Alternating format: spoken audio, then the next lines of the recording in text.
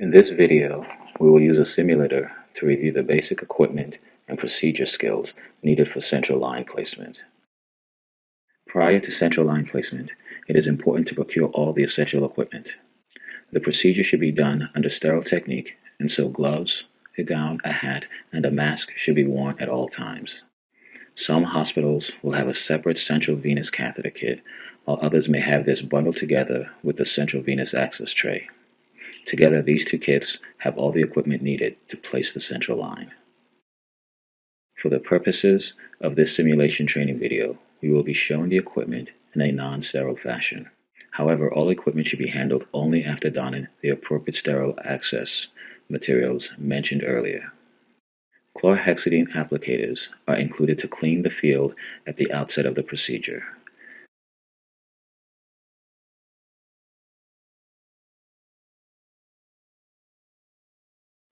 After the field has been cleaned, a full bed drape can be positioned such that the hole exposes the desired access site. A sterile ultrasound probe cover is included and should be put on the high-frequency linear probe with the help of a non-sterile assistant, as will be shown later.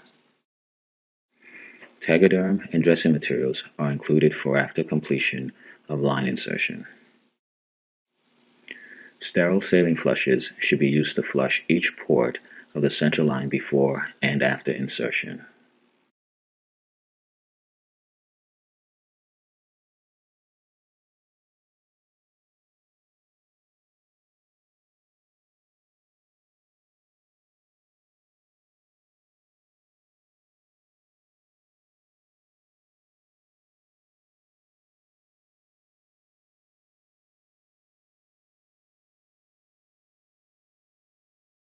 A syringe and needle are included for local lidocaine administration.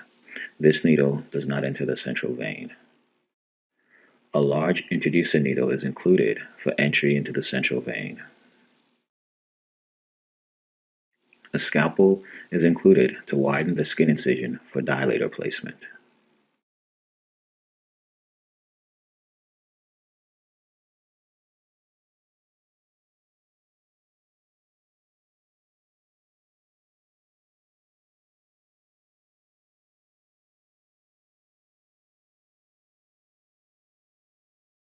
Within the central venous kit, the guide wire is used to thread through the introducer needle into the vein.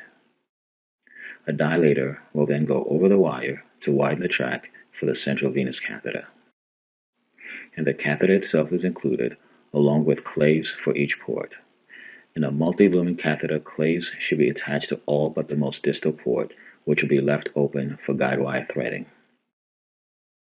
Lastly, 1% lidocaine is needed for pre-procedural local anesthesia. After the field has been prepared, the probe cover should be placed on the ultrasound transducer.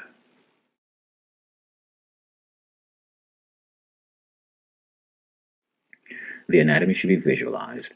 The internal jugular vein is often readily distinguished from the carotid artery, as it is often larger, more collapsible, non-pulsatile, and located anterolateral to the carotid artery.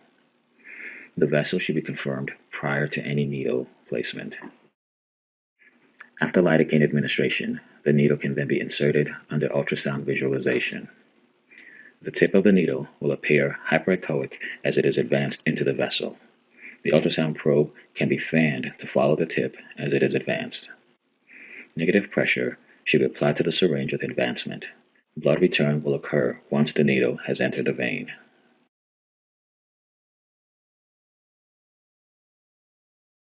Carefully disconnect the syringe and advance the guide wire 20 centimeters through the needle.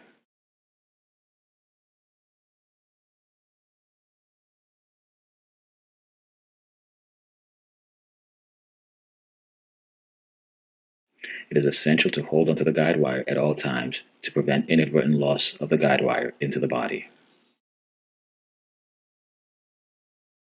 The scalpel should be used to create a 2 to 3 millimeter incision at the point of entry.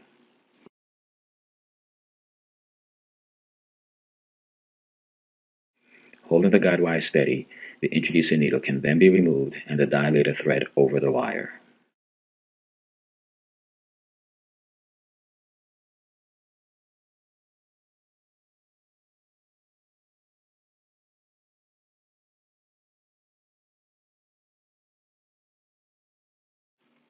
Firm pressure must be applied on the dilator as it is advanced.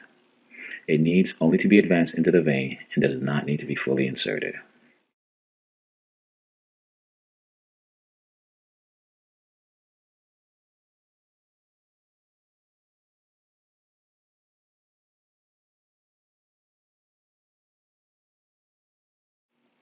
After dilator removal, the central venous catheter can be inserted over the guide wire, again, always holding onto the wire.